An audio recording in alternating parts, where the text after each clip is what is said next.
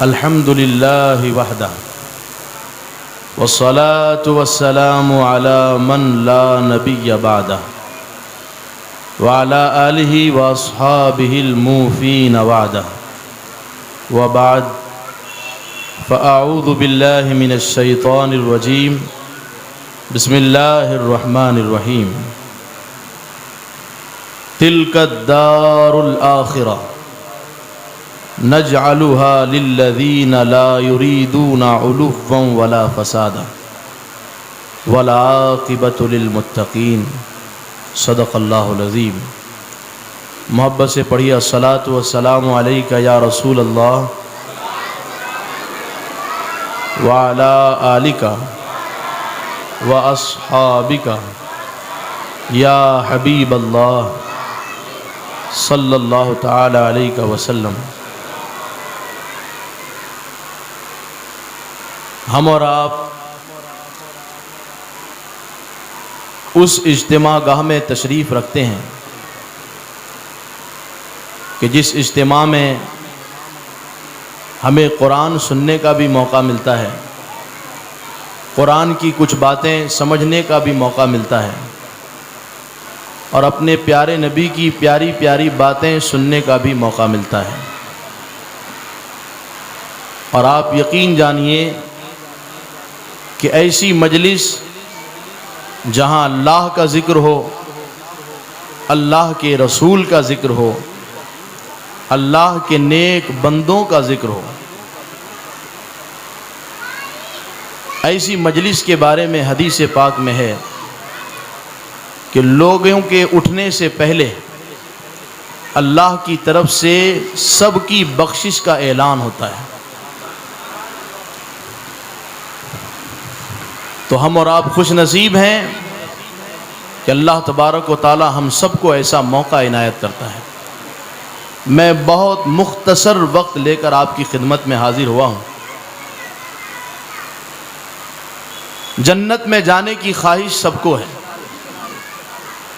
اور انشاءاللہ اللہ کی رحمت سے ایمان والوں کو جنت ملے گی۔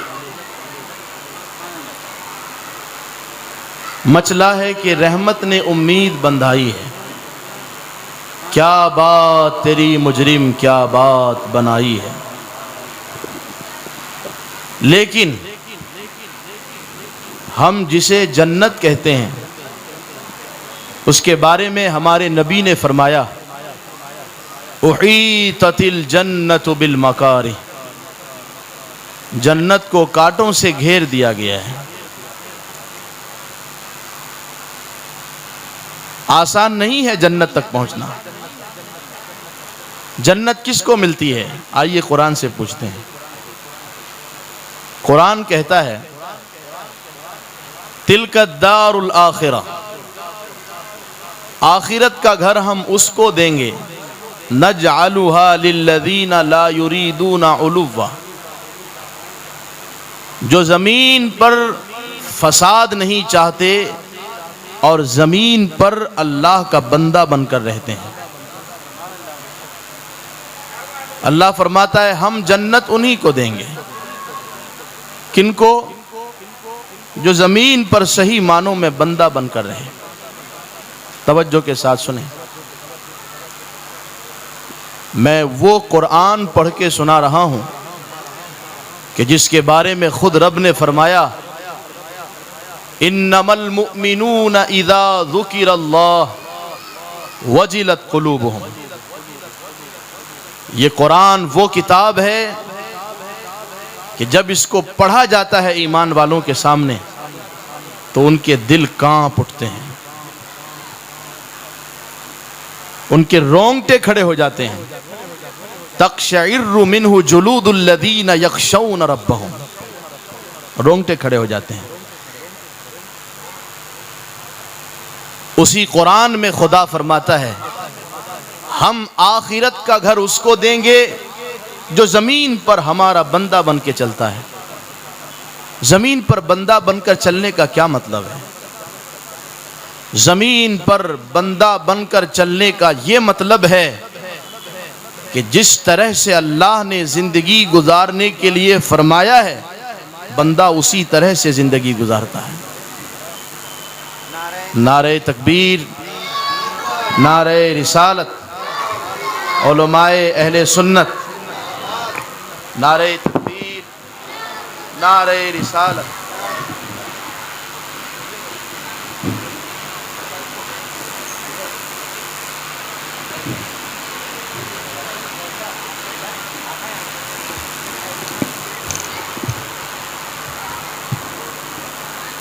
درود پاک پڑھی. اللہم صلی علی سیدنا و مولانا محمد و بارک وسلم. صلاۃ و سلام علیک یا رسول اللہ صلی اللہ تعالی علیہ وسلم. حضرت آ چکے ہیں. بس 2 سے 3 باتیں آپ کے سامنے پیش کرتا ہوں. مجھے آپ سنتے ہیں اور سنتے رہیں گے اللہ نے چاہا.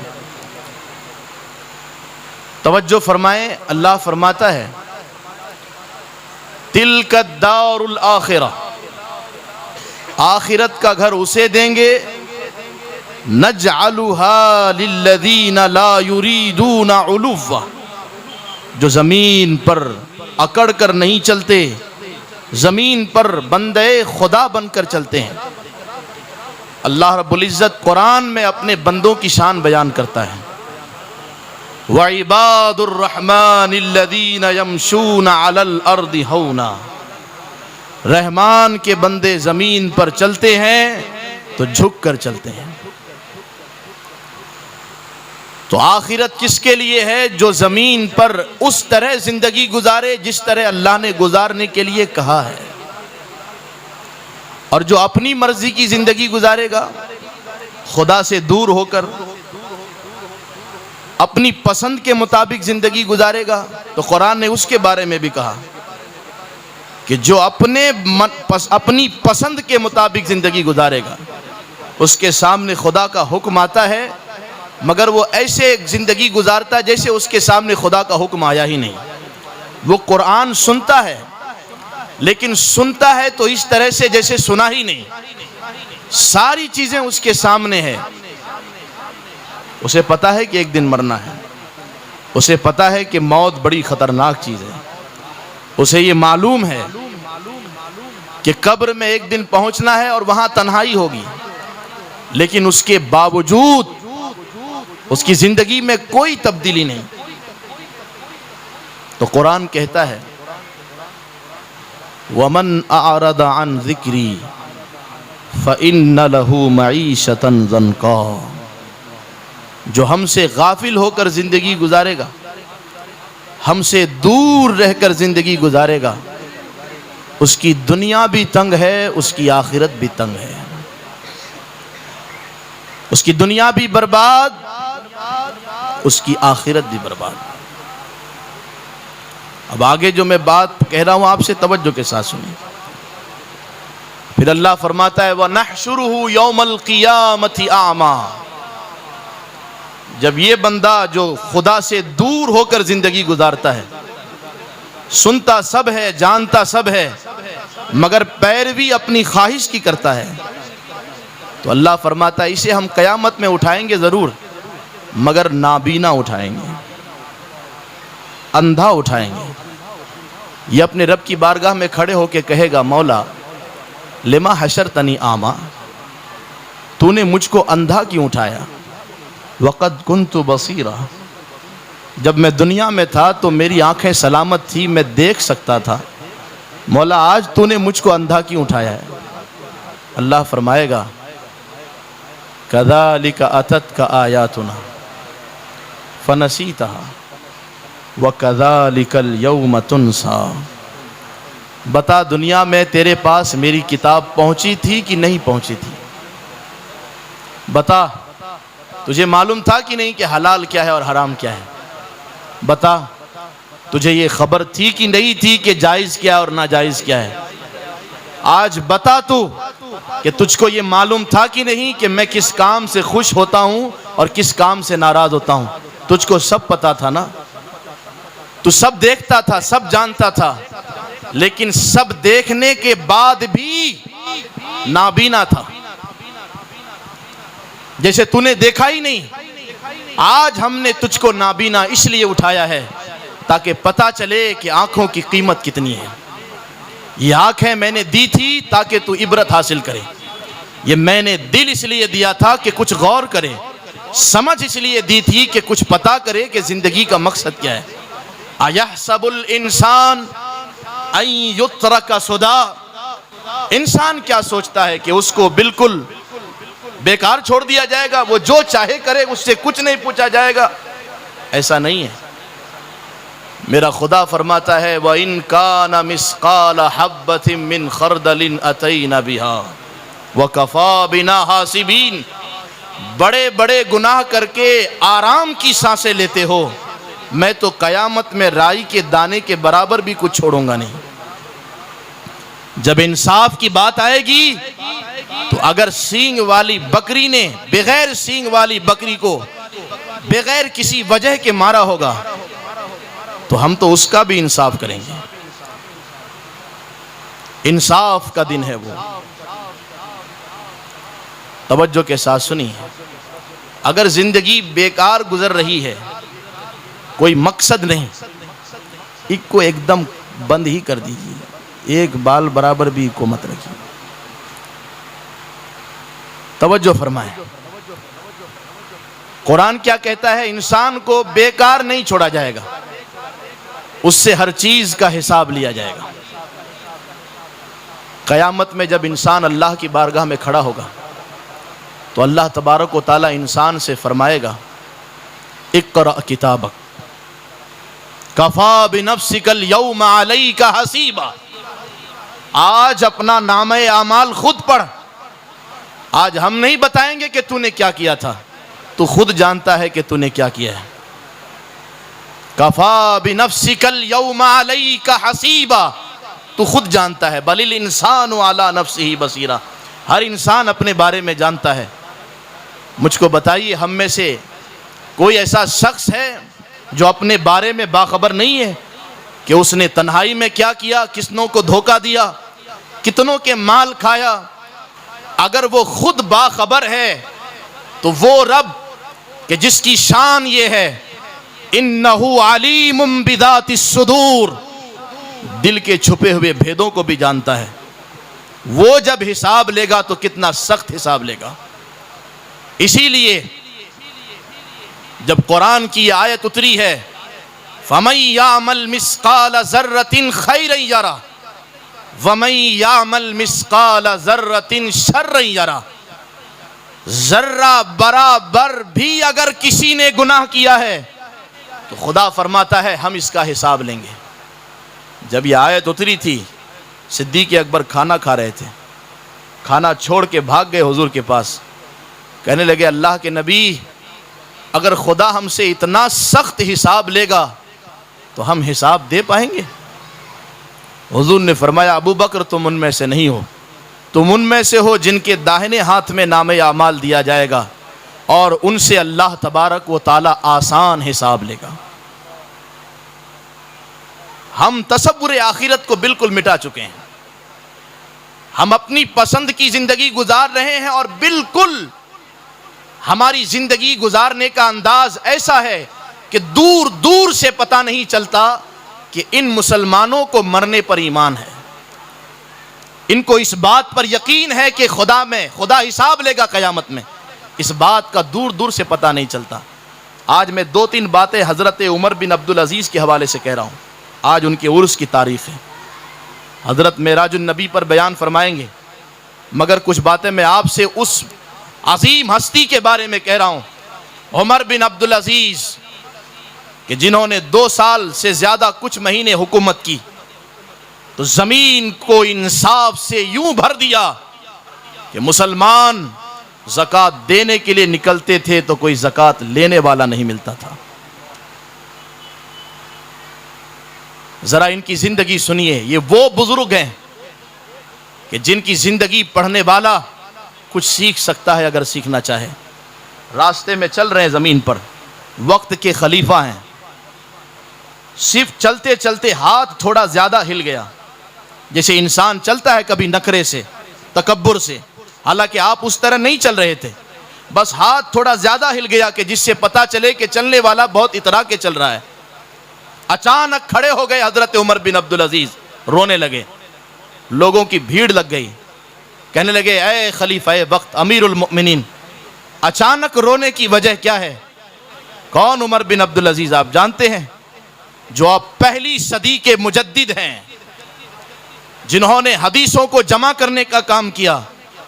بات صرف اتنی نہیں ہے, اسلام کی خاطر انہوں نے اتنی خدمات انجام دی ہے کہ قیامت تک کے مسلمانوں کا سر ان کے احسانات کے نیچے جھکے رہیں گے. سارے مسلمانوں کے سر جھکے رہیں گے. آج اگر حدیث کو ہم اپنی نظروں سے تھوڑی دیر کے لیے ہٹا دیں اور یوں محسوس کریں کہ حدیث نہیں ہے, تو کوئی بندہ خدا قرآن بھی نہیں سمجھ پائے گا. حدیثیں جمع ہے. اتنا بڑا کام حضرت عمر بن عبدالعزیز نے کیا ہے. اللہ ان کی قبر میں رحمت نازل فرمائے. مگر توجہ فرمائیں کہ وقت کے بادشاہ ہیں, صرف چلتے چلتے ہاتھ تھوڑا سا اوپر ہو گیا تو رونے لگے. کسی نے پوچھا اتنی سی بات پر رونے کی وجہ کیا ہے؟ تو کہنے لگے میرے ہاتھ جب ہلنے لگے تو میرے دل میں خیال آیا کہ ہاتھ ہلا کے چلتا ہے عمر, قیامت میں اگر خدا نے زنجیروں سے باندھ دیا تو کیا کرے گا؟ اگر خدا نے تجھے اس طرح سے اٹھایا قیامت میں کہ تھوڑے دن کے لیے خلافت دی تھی اور مسلمانوں کا امیر بنایا تھا تو مجھے ہی بھول گیا تھا اور ہاتھ ہلا ہلا کے چلتا تھا. آج بتا, آج ہم نے تمہارے ہاتھوں کو زنجیر سے باندھ دیا ہے. اور وہ بندے جو بالکل غافل ہیں ان کو باندھ دیا جائے گا. یہ قرآن کہتا ہے.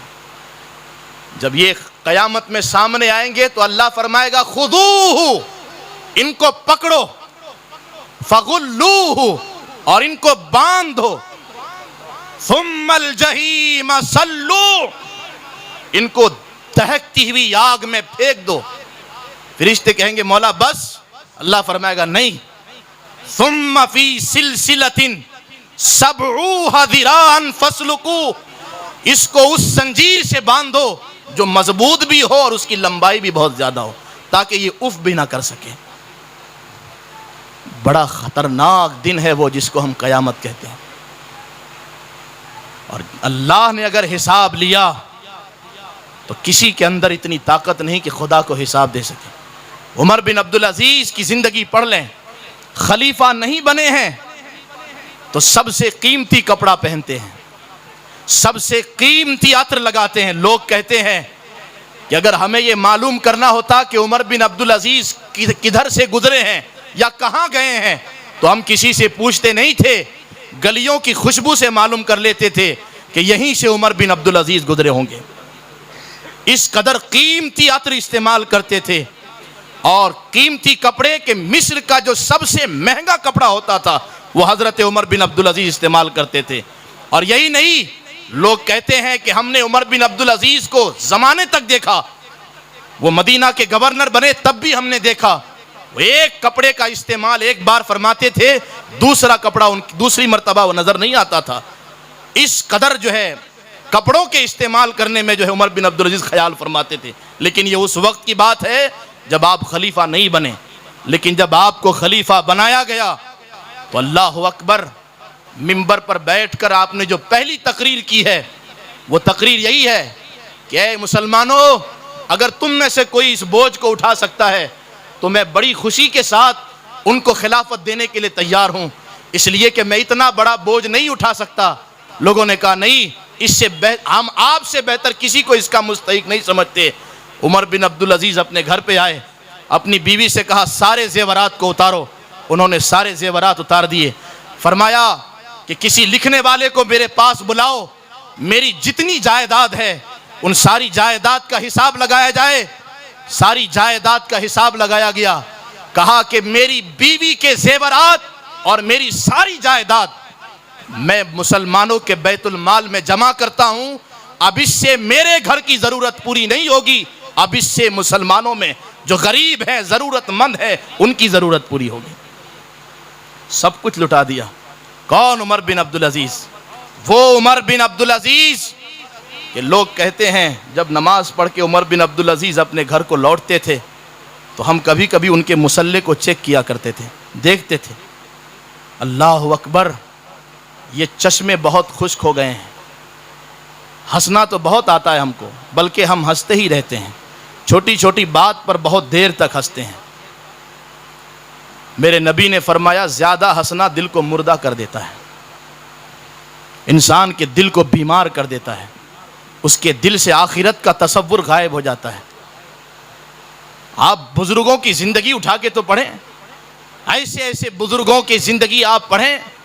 حضرت فضیل بن عیاض ایک بار توبہ کیے، 40 سال تک کسی نے ہنستے ہوئے تو چھوڑو مسکراتے ہوئے نہیں دیکھا۔ کسی نے پوچھا کہ آپ نہ ہنستے ہیں نہ مسکراتے ہیں، کہنے لگے توبہ کرنے سے پہلے ڈاکو تھا، لوگوں کے مال لوٹتا تھا، اس خوف سے نہیں ہنستا ہوں اور اس خوف سے نہیں مسکراتا ہوں کہ کہیں قیامت میں خدا یہ نہ فرما دے کہ بخشش کا اعلان آنے سے پہلے تو نے مسکرایا کیوں تھا، تو نے ہنسا کیوں تھا، اور ہنسے بھی تو اس دن جس دن بیٹے کا انتقال ہو گیا۔ خادم نے پوچھا 40 سال سے مکے میں رہتے ہیں آپ، کسی دن ہنستے ہوئے نہیں دیکھا، آج کیوں ہنس رہے ہیں؟ کہنے لگے جوان بیٹے کی موت ہوئی ہے، ویسے تو دن رونے کا تھا، لیکن ہنس اس لیے رہا ہوں، مسکرا اس لیے رہا ہوں کہ میرا بیٹا اپنی مرضی سے دنیا سے نہیں گیا، خدا کی مرضی سے گیا ہے، اور اگر مجھ کو خدا سے محبت کا دعویٰ ہے تو پھر محبوب کی مرضی سے مرضی رہنی چاہیے، محبوب کے فیصلے پر انسان کو راضی ہونا چاہیے۔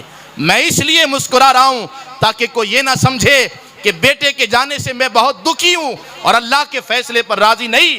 جب محبت کا دعویٰ ہے تو مسکرا کے میں اس بات کا اعلان کر رہا ہوں کہ اے میرے خدا، میں تیرے فیصلے سے راضی ہوں، میں ناراض نہیں۔ عمر بن عبدالعزیز، زندگی اٹھا کے پڑھیے تو صحیح، جب وصال کا وقت آیا، موت کا وقت، دنیا کو ہم نے اس قدر گلے سے لگا لیا ہے کہ اگر ہم ہفتے میں اپنی مرضی کے مطابق کھانا نہ کھائیں تو سمجھتے ہیں زندگی بیکار ہے، تہواروں کے موقع پر اپنی مرضی کے کپڑے نہ پہنے تو سمجھتے ہیں ہم سے بڑا معاشرے میں غریب کوئی نہیں ہے۔ سنو غریب کس کو کہتے ہیں؟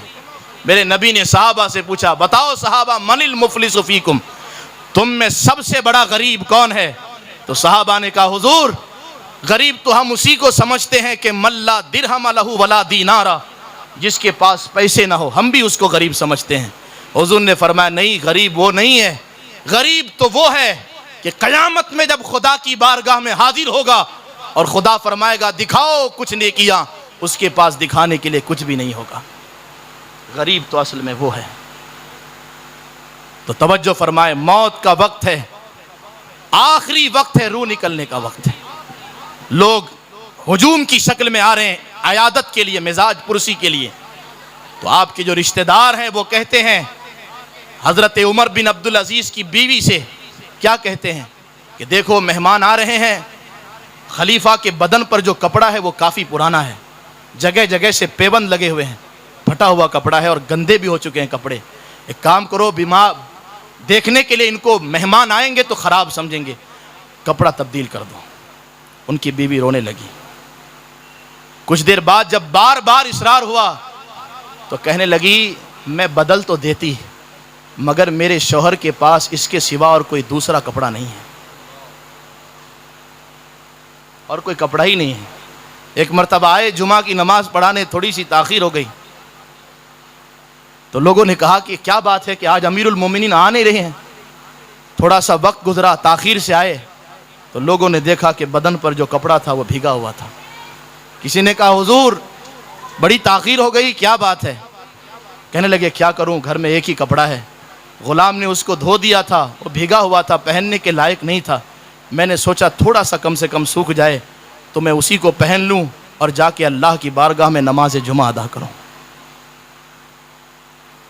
چلے گئے نا دنیا سے۔ جب دنیا چھوڑ کے گئے تھے نا عمر بن عبدالعزیز، تو ان کے گھر میں اتنا پیسہ بھی نہیں تھا کہ ماں بچوں کی صحیح طریقے سے تربیت کر سکے، لیکن دیکھنے والے بتاتے ہیں باپ نیک ہونا تو اس کی نیکیوں کا بدلہ اللہ اولاد کو دنیا میں بھی عطا کرتا ہے۔ لوگ کہتے ہیں بادشاہ جو بنے، ہم نے بادشاہوں کی اولاد کو بھی دیکھا اور عمر بن عبدالعزیز کی اولاد کو بھی دیکھا، بادشاہوں کے بیٹے راستے پر بھیک مانگتے ہوئے ملے اور عمر بن عبدالعزیز کے بیٹے زکوٰۃ دیتے ہوئے ملے۔ بہت عجیب زندگی ہے آپ کی۔ کوئی رات ایسی نہیں گزرتی تھی عمر بن عبدالعزیز کی، علماء کو بلاتے تھے۔ آپ کس لیے علماء کو بلاتے ہیں؟ تاکہ ایسی تقریر ہو کہ نعرے تو کم سے کم 2 سے 3 لگنے چاہیے، پھر ہم سمجھتے ہیں کہ ہمارا پروگرام آج کامیاب ہوا۔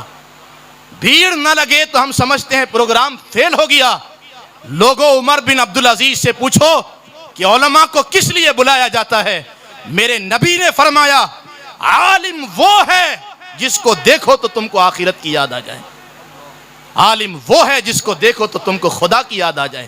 ہم سے لطیفے سننے کی تمنا نہ رکھیں، آپ یہ تمنا رکھیں کہ حضرت دل سخت ہو گیا ہے، اس کو نرم کیجیے، آنکھیں بے حیا ہو گئی ہے، اس کو جو ہے حیا کا پابند کیجیے، کچھ سمجھائیے ہم کو قرآن سے، تاکہ نماز کی عادت لگ جائے، ہم کو فجر نہ چھوٹے ہم سے۔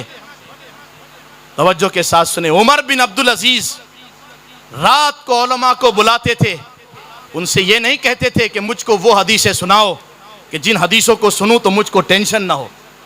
فرماتے تھے تم میں سے جس کو موت کی حدیثیں یاد ہے مجھ کو سناؤ۔ حضرت ابو بکر ابن حزم، جنہوں نے اس زمانے میں حدیث کو جمع کرنے کا کام کیا، کہتے ہیں ہم نے ایسا رونے والا نہیں دیکھا، ہم موت کی حدیثیں سناتے تھے اور عمر بن عبدالعزیز ایسا روتے تھے کہ داڑھیاں آنسوؤں سے بھیگ جاتی تھی۔ ہے کوئی ایسا رونے والا؟ بس میں اسی پر اپنی بات ختم کرتا ہوں۔ اگر مرنے سے پہلے اللہ سے ڈرنے والا دل نہ ملا، توجہ سے سنیں، اللہ کی یاد میں مشغول رہنے والا دل نہ ملا اور اللہ کے خوف سے رونے والی آنکھ نہ ملی، تو آپ یقین جانیے ہمارے پاس دنیا کی ساری نعمتیں آ جائیں پھر بھی ہم سے بڑا فقیر کوئی نہیں ہے، ہم سے بڑا محروم کوئی نہیں ہے۔ اللہ سے رونے والی آنکھ مانگی، اللہ سے اس کی یاد میں مگن رہنے والا دل مانگی۔ جب تک خوف اس دل میں پیدا نہیں ہوگا اپنی آخرت کے لیے کچھ نہیں کر پائیں گے، ہم کچھ نہیں کر پائیں گے۔ تو اس بات کو دھیان میں رکھیں۔ آج چونکہ ان کے عرس کی تاریخ تھی تو میں نے سوچا کہ ان کے بارے میں تھوڑا سا ذکر ہونا چاہیے تاکہ ان کے ذکر کی برکت ہم کو ملے، اس لیے کہ علماء نے فرمایا تنزل الرحمت عند ذکر الصالحین، جب اللہ کے نیک بندوں کا ذکر ہوتا ہے تو لوگوں وہاں خدا کی رحمت برستی ہے۔ بس اللہ تبارک و تعالیٰ سے میں یہی دعا کروں گا، اللہ ہم سب کو اپنی آخرت کی فکر کی توفیق عطا فرمائے، اپنی قبر کی فکر کی توفیق عطا فرمائے۔ دنیا سے ہم کو اللہ وہ دے جو ہماری آخرت کے لیے بہتر ہو۔ اللہ ہم سب کو ایمان پر زندگی اور موت عطا فرمائے۔ السلام علیکم ورحمۃ اللہ وبرکاتہ۔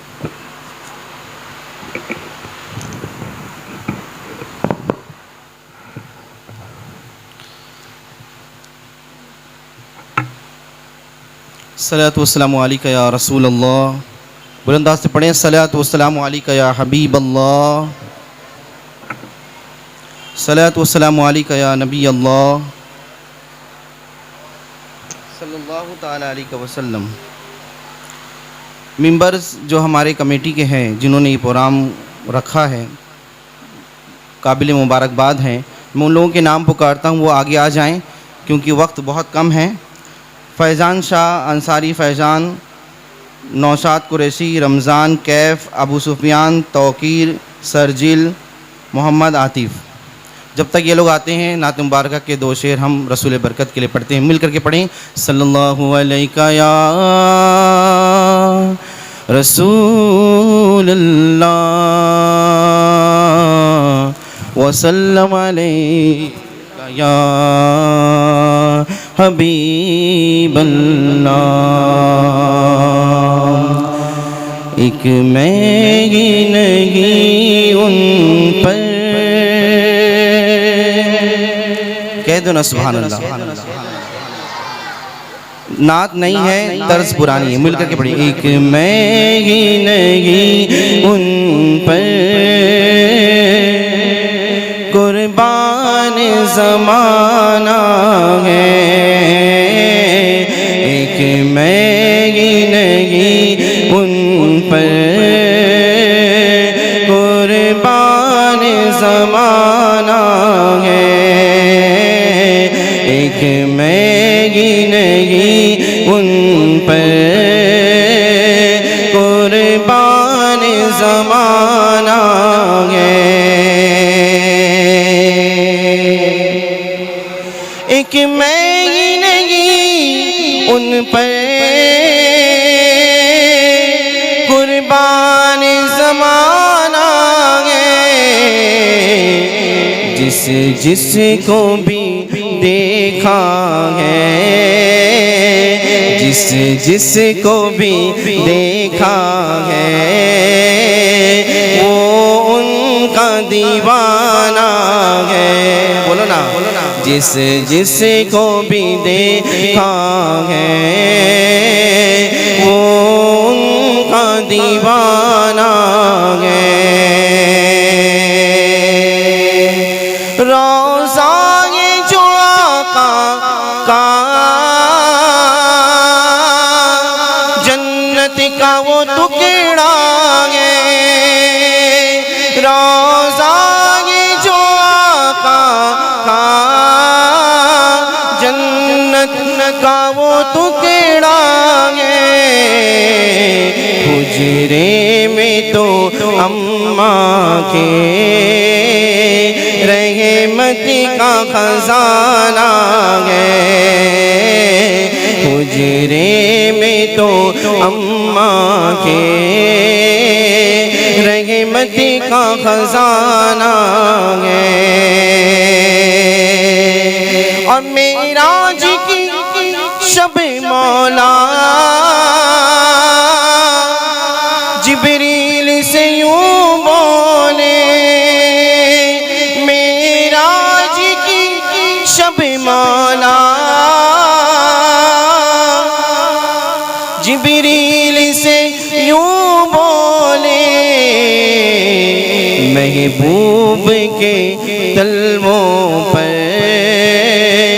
لب رکھ کے جگانا ہے، محبوب کے تلووں پر لب رکھ کے جگانا ہے، ایک میں ہی نہیں ان پر قربان زمانہ ہے۔ ایک ساتھ بول دینا، کفر نے رات کا ماحول بنا رکھا ہے، میں نے سینے میں دیا تیرا جلا رکھا ہے، بولو بیداری کا ثبوت دیں۔